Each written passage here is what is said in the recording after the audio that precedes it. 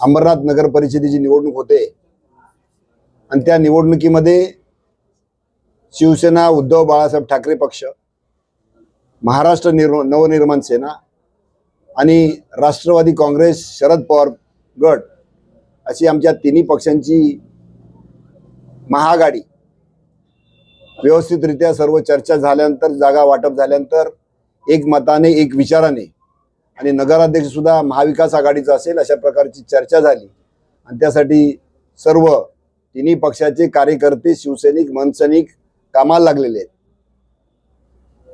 जागा वाटप अगदी सामंजस्यपणे, अगदी हेल्दी वातावरणामध्ये संपन्न झालेले आहे। आजपासून फॉर्म भरतील।